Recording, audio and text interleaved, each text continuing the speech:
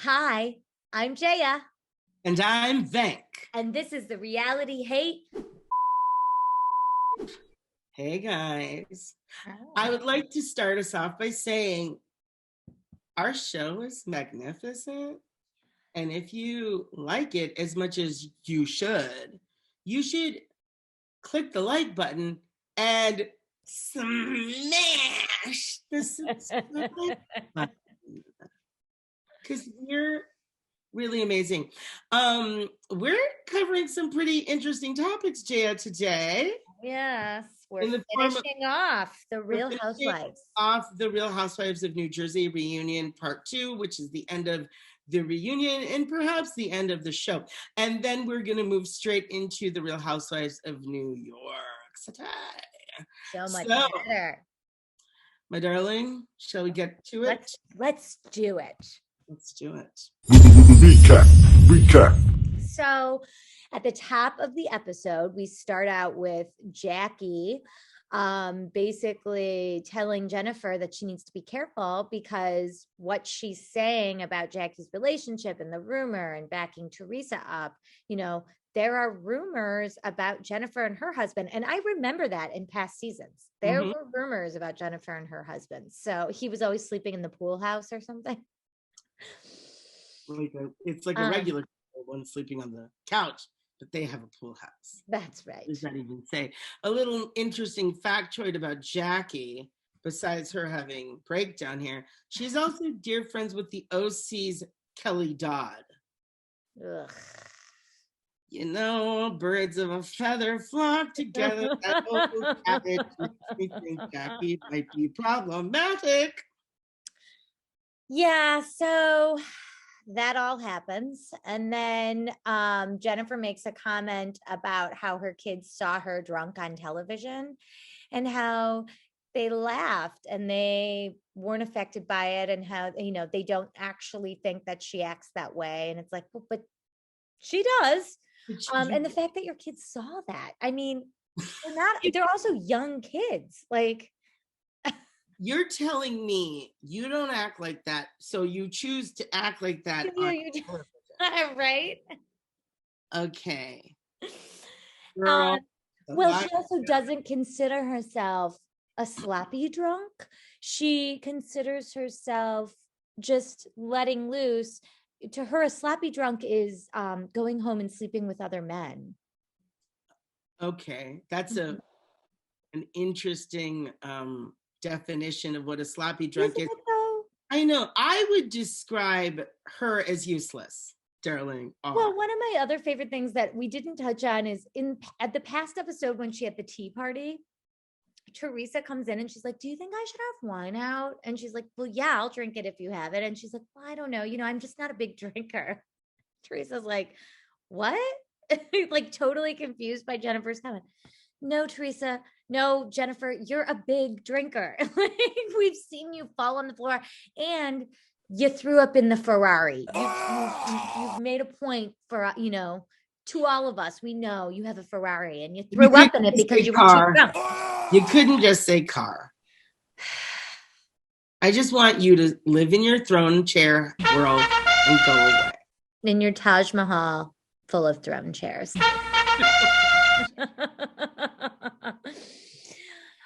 So anywho, then they start talking about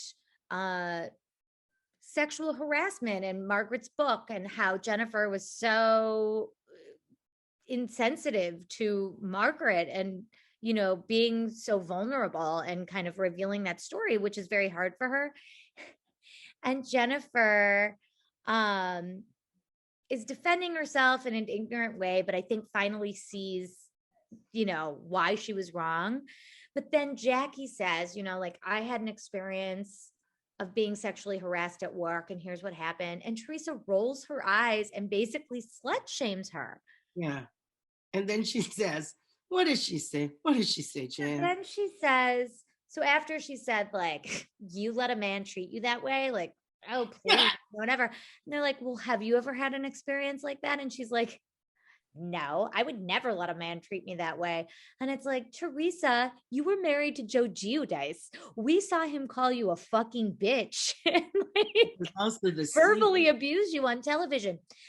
I'm not sure if you're aware, but it's documented. We've seen it. lived with you for 11 years, right? Like 11 years of your traumatic marital status. Yes. And both of you go to jail. I mean, I'm sorry. You're going to tell me it was smooth sailing and he put you up on a... Light is not on. Lights are not on up there. This is just, now it's not even, it's, you know, it was funny to joke about how dumb she is as a human being, but now it's like, well, we are not living in a time where we should be allowing women or men or anyone to dismantle the Me Too movement. And that is exactly what Teresa's doing, because her brain is stuck in a world that no longer exists. She wants to, I don't know if she craves to be a woman treated less than, but she certainly acts like it. Exactly. Well, you know, the funny thing about Teresa is, I mean, she is a child. She has been treated that way, but it's like when you talk to her, her level of understanding, she understands everything has to be, I hate to say this, but dumbed down. I mean, it has to be made into the simplest of terms so that she can understand. Like even her fight with Jackie and the fact that Jackie was making an analogy and everyone else got that she was making an analogy. And yes, while we find out that that analogy affected Jaya and what have you and blah, blah, blah. Okay. It was an analogy, and you don't have to say, let me give you this analogy before you say it's an analogy. What you're going to say. But it has to be so dumbed down. So I think when it comes to sexual harassment and experiencing sexual harassment in the workplace or in the home or whatever, she just doesn't have the mental capacity to understand it. And I hate to say that, but like, no, it's actually, it's like, it doesn't click. Like she's just kind of there. It's completely on point and accurate. Okay, so I'm just going to say this. Teresa has not grown intellectually in 11 seasons. No. I can look at the Real Housewives of Atlanta and I can see, like, I can take a human, a person like Portia Williams, who at the beginning of her entrance into the Real Housewives, she does not know what the Underground Railroad is. And these women all had to explain that there was no train tracks. It was not an actual. But the thing is, then we see Portia grow into somebody who's an activist and really takes on and embodies kind of her own family history, let alone her own history as a Black woman in this country, but her own family heritage of being a civil rights activist. Exactly. So it's like, but you can see growth with some people. Of course, they keep the drama coming, but there is no growth with Teresa. She's actually, in my opinion, devolving because we know her. The more we know her, the more I personally think she's a terrible person. I know. I mean, I just couldn't believe like her fellow female castmates she would turn against and shame for having those experiences. How could you? But she just doesn't get it. It just, I mean, if she's willing to shame her own sister-in-law for wanting to go out and pursue being a leader and being and taking advantage of the opportunities presented, when she's done those things herself, she's done those things. She had that cookbook. She's done press for all her things. I think she's jealous of her sister. She's always been jealous of her sister-in-law. 100%. Now the whole drama with her husband seems to have dissipated. So now it's like, let me find where can I go and attack a person? And now she's just here. She's in a show about women's relationships, and she's going to go ahead and attack. If she's going to go and attack her own sister-in-law, then she's able to attack her. Who is she going to? She's no one. Everyone's fair game. So moving on from that, we then touch on somehow it comes up about Joe Giudice and meeting Teresa's boyfriend and how it hurt him. It was really hard for him to see his family and his ex-wife with another guy and yada, yada. And then it comes up that Joe never came clean about cheating on Teresa. And Teresa kind of like goes with it. She doesn't say that she believes him, but she doesn't say that she doesn't either. And then Jennifer tries to stir the pot because she doesn't know how to do anything else, and says, well, Margaret said that Joe cheated, and everyone's just like, what? Just shut up, lady. Zip it. Just zip it. And then they ask Teresa, oh, were you faithful? Like, have you only slept with Joe and Louis? And the look, she's not only, simple, but she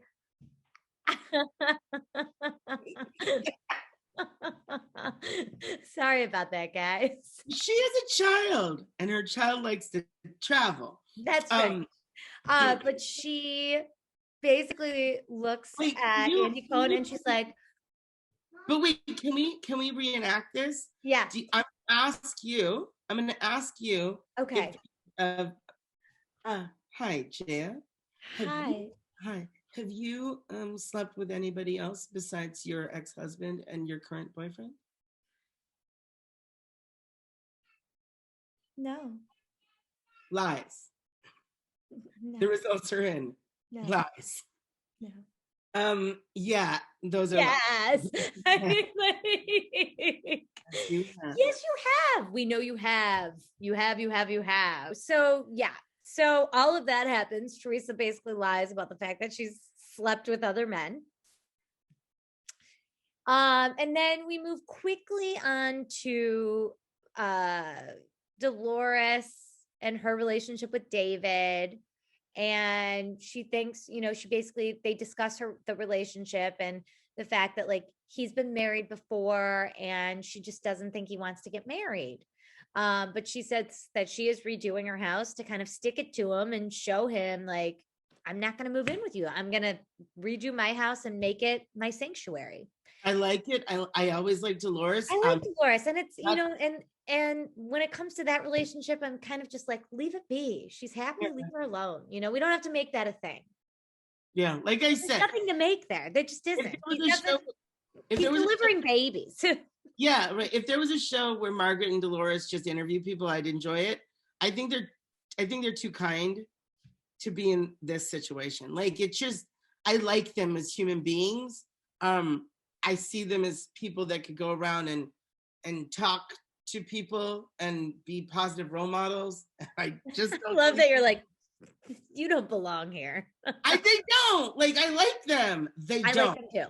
And it's a comp. I'm trying to give them a compliment. Yes, I know you are.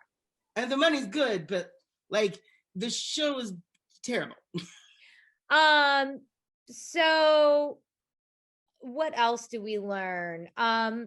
We learn that we talk about the apology that Teresa gave Jackie and that it wasn't genuine. And then Teresa does give a more genuine apology. Then the husbands come out. Nosferatu makes an appearance, and there's nothing more to say about it. I'm sorry, I don't like to talk about it. But like when it comes to Nosferatu, I'm like,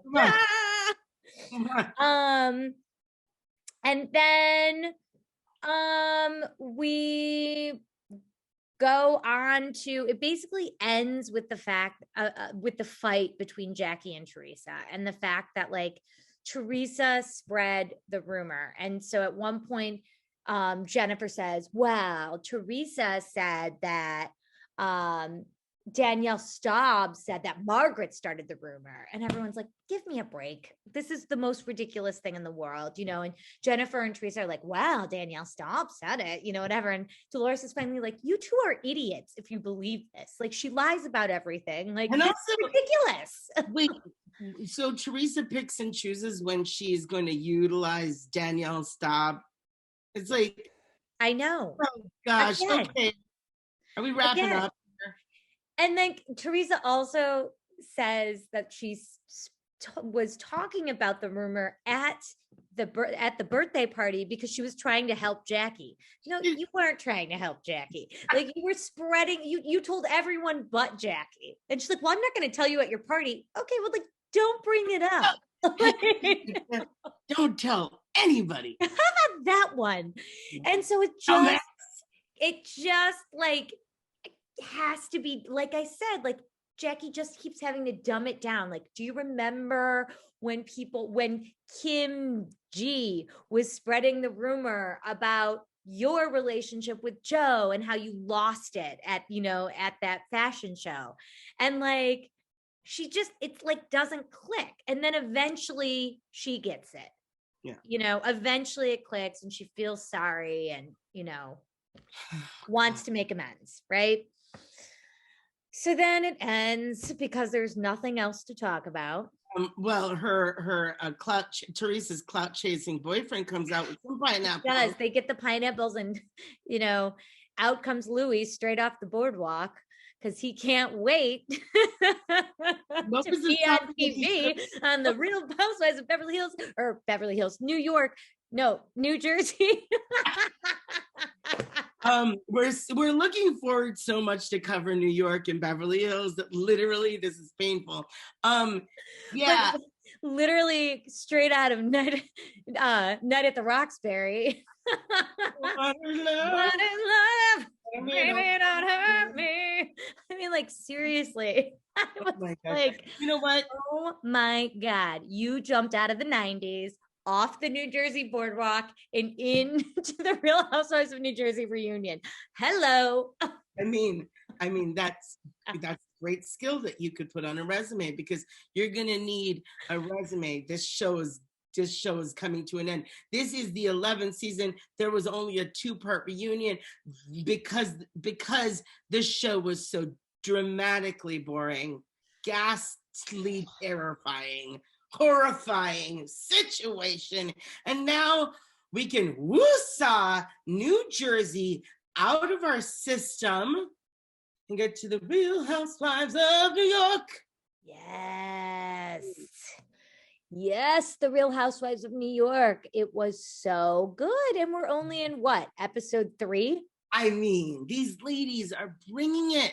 They just know how to make us live. It's so good. It's everything good. I like. It's all the reasons I watch are in these episodes. Agreed. So we start out, we are launched right into the drunk screaming scene between Sonia and Ramona. Ramona is telling her why she was defending Wells Fargo. And Sonia is, saying it's taking money away from the Morgans, which is so fun, odd because Morgan, they're not paying any of Sonia's bills. Like it doesn't make any sense. Also, like it's a publicly traded company. I mean, it's not like you're small business, okay? You're not making candles, Sonia. It's not Morgan candles. Ebony's loan isn't going to make a difference whether she has it or whether she doesn't. So anywho, then Sonia gets mad and says that Ramona has no friends and is mean. Ramona has like about 100 best friends, by the way. But Sonia says like, you have no friends. You're mean and you have no friends. Which I thought was so ridiculous. So then that's happening. Luann's outside crying because she can't take it. She's having a breakdown because she can't take Sonia being drunk. It's triggering her. All the drinking is making her crazy. She's probably run out of her, like, what is it called? Her sparkling rosé, like fake rosé, whatever it is. Her rosé. Luann's uncomfortable.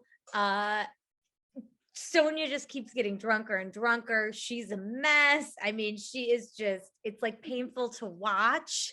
And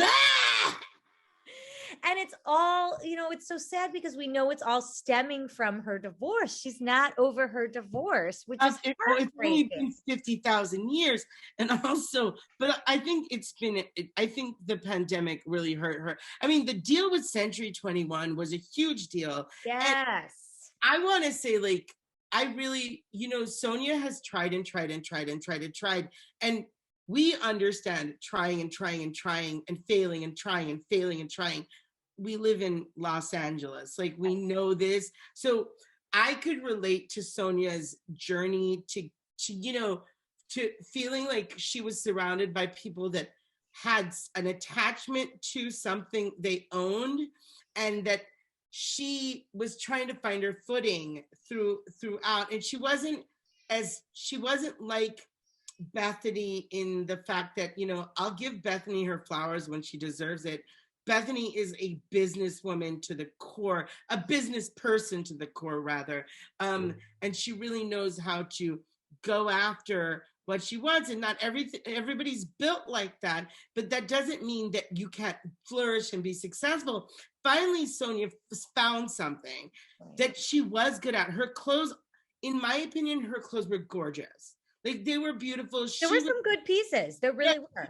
I'm not gonna, I'm not good. I think for her to come out with something finally, we had to deal with the toaster thing. We had to deal with so many things. Her ripoff brand from Bethany.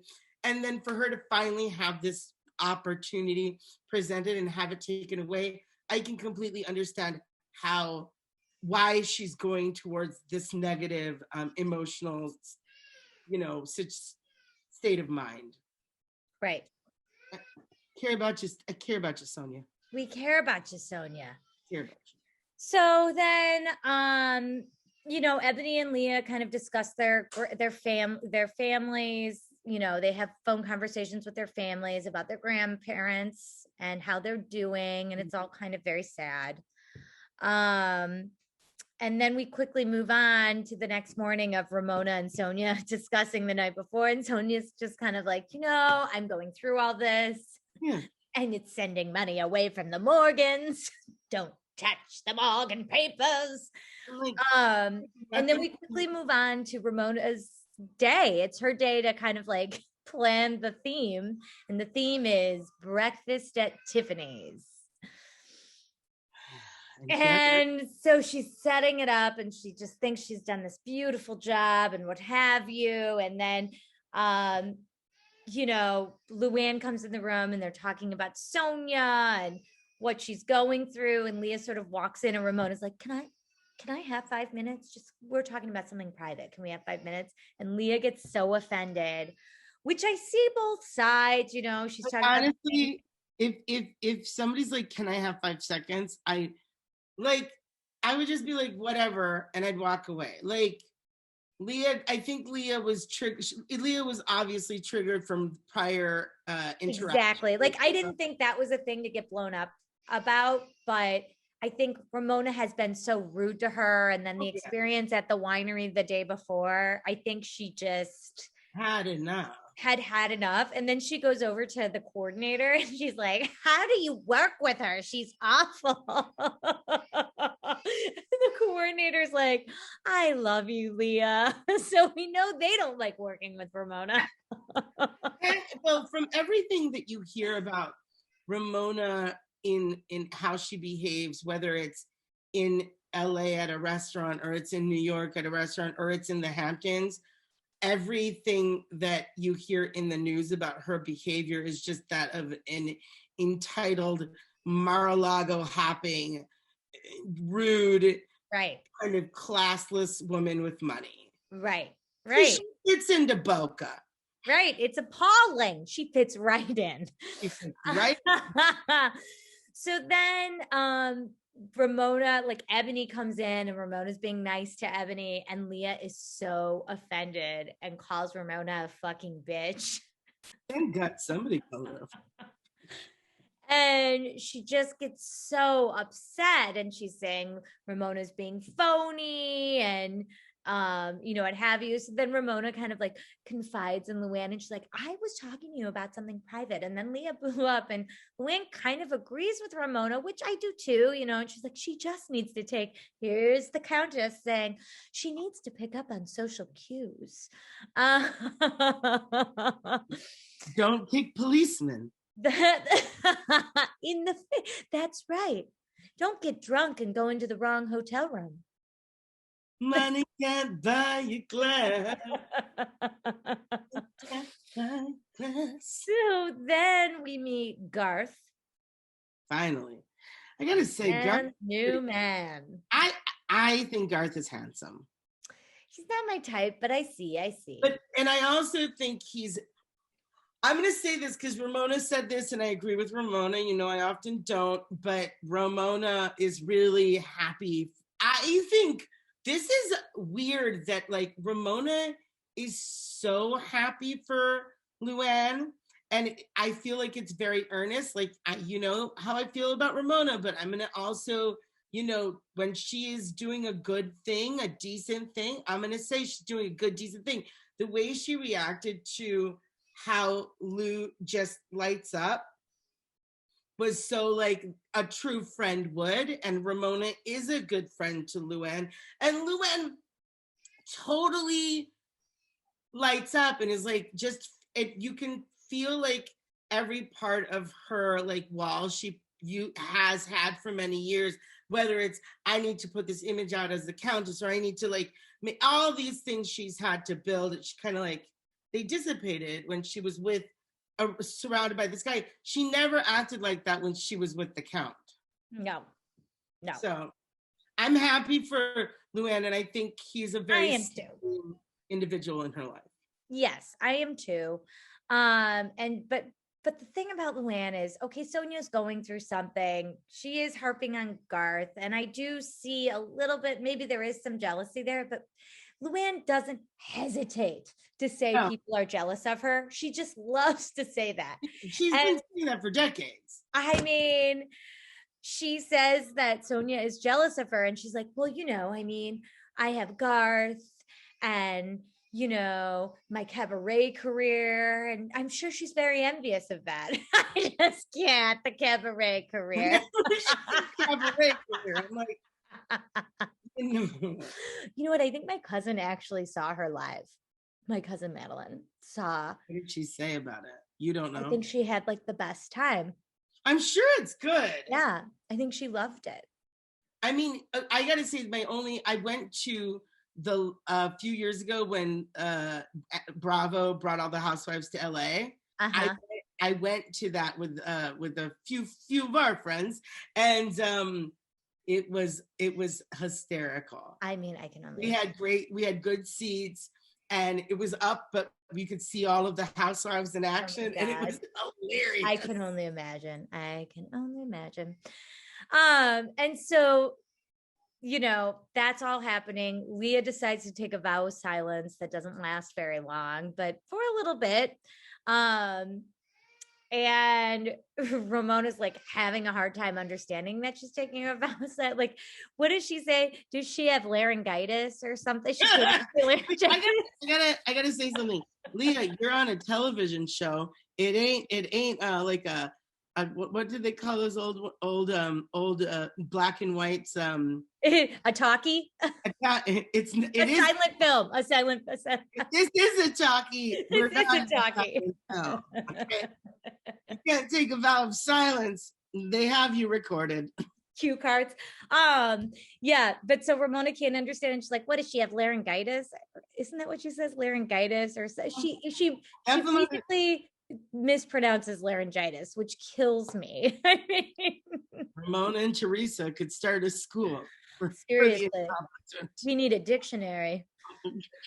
And yeah, I mean, like, Sonia does in the van go on and on about Garth, and like, you know, did you give mommy his money? And, you know, did you give mommy his money? Did you give him money, mommy, you know, to pay for dinner and this, that, and the other? And I mean, they have a huge fight about it. So then, of course, Leah jumps in, right?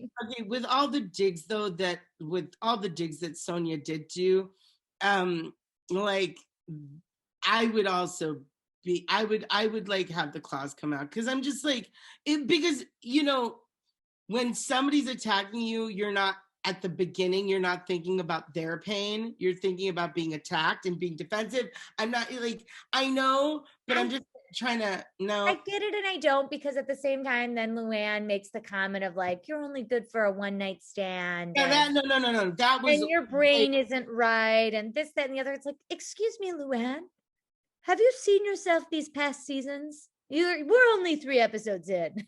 Like, we're not sure your brain is right. Like what she said was totally wrong. I'm just saying, my first reaction would be to be upset, and then maybe I might misspeak and say something mean to just attack somebody who's attacking me. I'm just human nature. What she said was like awful, right? But then you have to go. Then it would be nice if Luann actually went back and understood why she says Sonya's saying it. There's a reason. Which, and they do, and then they make up, right? We get there, Ebony kind of explains everything, and all of a sudden the tides have turned and they're best friends and they're like crying and hugging each other. Again, because of Ebony's black girl magic. I told you, this woman's not just, no, she's great. I love it. It's actual magic. I love her. She can make these women, she can calm them down, she can reason with them, because if they even try, I just want to see what Ebony would do. I know, me too. Don't try Ebony. I love Ebony. I do too. So I think we should jump, because nothing else really happens that matters. Yeah. We jump to Heather's entrance to the big dinner, right? Heather comes in. No one really welcomes her. She just kind of like comes in and everyone's like, hey, yeah, hey. No one's excited to see her because Leah has basically prepped everyone to kind of attack. And in that sense, I mean, I am not a huge fan of Heather, but I kind of felt bad for her. Like, I wouldn't want to walk into that situation. I mean, no wonder she left gracious. No wonder she left taping the show, because like that was rough. Right. I mean, I wouldn't want to be in that. It's like literally she comes out and she's in the dinner, she's like, and so I know, how about it? So here's what you do. This is my least favorite. So then everyone comes out, everyone gets dressed, everyone's dressed like breakfast at Tiffany's except for Leah. Leah's not. She looked great though. She looked great. Oh, well, yeah. Her version of, it's the updated version of Breakfast at Tiffany's. Right, the updated version. And before we get into the room where everything happens, I just have to make a stop at the fact that Ramona yells at her bartender for making multiple shots in like a rude way. She's like, no, I only wanted one for me. You know, no. Pour the alcohol back in the bottle. This is expensive. Yeah, and then she starts taking multiple shots. Ramona's a little cheap. I mean, she is. That's the thing. She is cheap, and you can see it. That's what I hate. I cannot stand cheap people. My thing is like, this is my pet peeve. Like, you go out to dinner, and like, okay, if you ordered no drinks and you're not drinking, you should not pay for other people's alcohol. Yes, I get that. But if you're literally at a dinner with like 8 people and you don't want to make it easier by just splitting the bill, I'm like, then don't go out with those 8 people. Right. I know. Look, there have been times I've been invited to restaurants where it's like, okay, $400 like per person. I'm going to be like, you know what? Is it worth it for me to go to this event? Am I going to get work out of this? Or should I not, maybe 400, but you know what I'm saying? Really, I know what you're meaning. Really expensive scenarios. You're gonna be like, okay, should I go or should I just stay at home? Right. Or maybe head over to Taco Bell. Taco Bell, taco, give me that chalupa. No, it's not a chalupa. I like it's like a nacho pocket. Oh, that sounds hot. It's like a tostada, and then there's like a tortilla wrapped in it with cheese. Your Crunchwrap Supreme. Crunchwrap Supreme. I get it with black beans. It's so good. Don't make me think about Taco Bell right now. I love Taco Bell so much. So does, oh God. So beautiful. I was going to say, so does my son. He really loves those orange tacos. Okay. Thank you. So anywho, so then we sort of jump into the dinner, and Luann tries to gaslight and basically asks everyone about the podcast, how their podcasts are going. So she's getting it started, right? She's like, let's just get this going. So Leah starts to go into Heather about her pod. So she acts surprised that she has, like, oh, you have a podcast? Huh? I've been doing mine for this long, and Heather's like, yeah, I just started a few weeks ago. And so basically Heather jumps into, or Leah jumps into Heather and is basically like, you said this, you said this, you said this, you said this about all these people. And Heather denies the hard drugs comment and says that it was a discussion between her and Carol Radsville. And Luann's like, I hate Carol Radsville. She's the worst. I changed the channel when it's her. I did too. I liked Carol. But then there was a comment about not really getting to know Luann and not finding her genuine. And she's like, yeah, I said that and I meant it. It is a fair assessment. And basically they have a discussion about it and it ends. And then Ramona gets up because she can't handle any sex talk, which I find hilarious. There was an episode where Ramona takes Mario's shirt off and gives his beautiful hairy chest a massage. And you're telling me that you can handle conversations about sex? I know. It's a completely natural thing Leah likes. Yes. Anywho, you're talking about that. I forgot what she said specifically, but now I remember. Oh my gosh.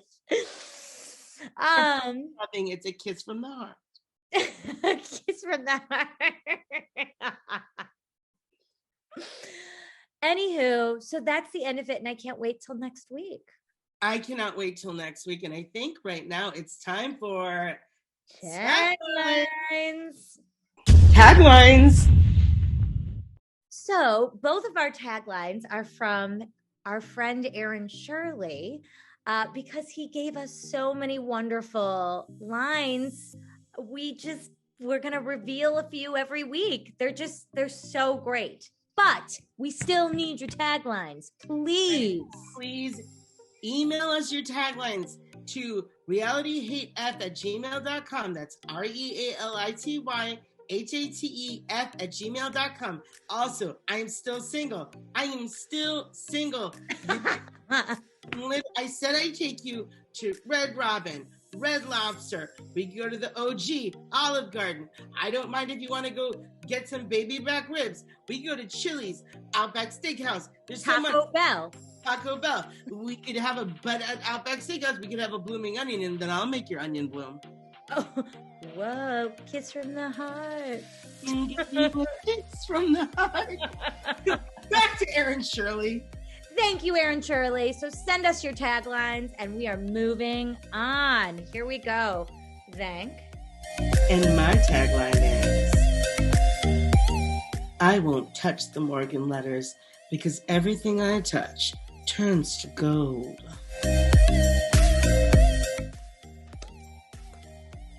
Loved it. Thank you, Aaron Shirley. Okay, ready? Is he single?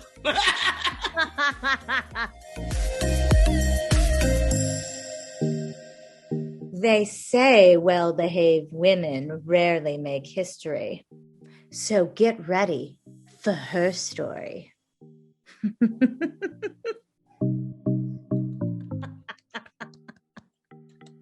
It was so good. Oh, thank you. So good. So good. Again, it's really important that you follow us on Instagram, TikTok, and YouTube. Literally, we're at 39. Can someone tip the scale? Please, come on. I mean, we're looking at getting at least 50 people to like us within the year. I think that's something we can accomplish. We can do this, right? We have till December. I know you can help us. I know. So Anyway, on that note, I'm Venk. And I'm Jaya. Bye. Toodaloo. Toodaloo. Blackwater. We like it. So good. Quenches that thirst. So good.